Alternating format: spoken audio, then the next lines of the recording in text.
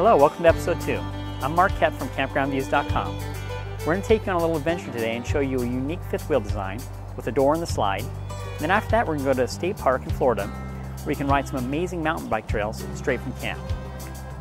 Caught up with the next fifth wheel at the Tampa SuperShow in January. We asked the president to describe the rig and the unique door in the slide. Hi, I'm Bryan Tillett. I'm president of Peterson Industries in Smith Center, Kansas. We manufacture XL fifth wheels. We've been in business for almost 50 years. We cater to mostly full-timers and serious snowbirders. Tell us about the special door. Well, Mark, this idea came a couple of years ago. We always try to be very innovative. And recently we decided to be the first company to actually put the door in the slide out. Obviously, putting the door in the slide out had a unique set of problems in that there was no step made for that because the door oftentimes sits right over the wheel well. So I had a friend of mine who has an engineering shop create this step, and it's a very unique step, and we are to date the only company in the industry that's offering the door in the slide, and we've been doing this for about a year and a half, and interesting enough, this has become our #1 seller. Stairs are mounted securely to the wall and fold up with 13 pounds of pressure, then are locked into place. Based upon the slope of the hill away from the trailer, the stairs can either be shallow for a high ground or steep for a low ground, but in all cases they fold down perfectly to allow you easy in and out access. We asked about their pros and cons.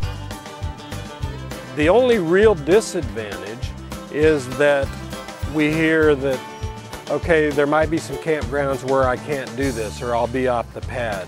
And that's true. You can't park in every spot in every campground. But if you'll think back, we had these same conversations when slide outs came out, and how many people would live without slide outs now?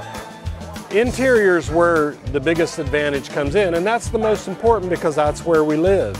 But as soon as you walk in there, the #1 thing that you notice is how big the coach feels. When you walk into the slide, it provides separation. Your dining room is on one side, your living room is on the other side, and you're walking in between. The other thing that makes it feel big is when you walk in the door, you're looking 14 feet across the coach to the other side.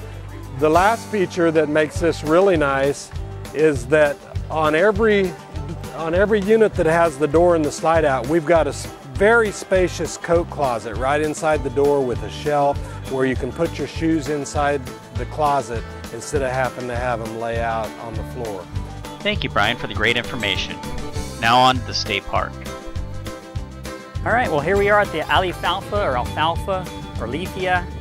I don't even know how to pronounce it. Let's edit that in and then I'll start from there. Alafia State Park. Yeah, that state park.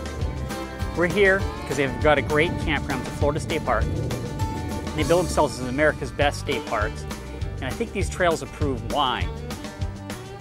This is what RVing's about. It's getting out and finding these cool spots. So just back out of camp, gonna hit the trails, come along and enjoy. The trails and the state park were built on the remains of a phosphate mining facility. Due to the nature of phosphate mining, basically it's strip mining, digging dirt away from the surface of the ground, there's many hills and rises that have created this mountainous terrain within the state park. The local mountain bike club, in association with the state park, have built almost 20 miles of trails ranging from easy to hard, with ramps, jumps, wood logs, and then just natural trails that roll through the brush forests. The park is very famous in the area for mountain biking, and people come from around the country just to ride here. The state park also has a wonderful campground with partial hookups, electric and water, back-ends and pull-throughs, and pavement, all in an open setting, some with shade, adjacent to a small and scenic lake. Well, I hope you enjoyed the show today. Make sure to subscribe to us on YouTube. Or bookmark the website campgroundviews.com. Look forward to seeing you here next week.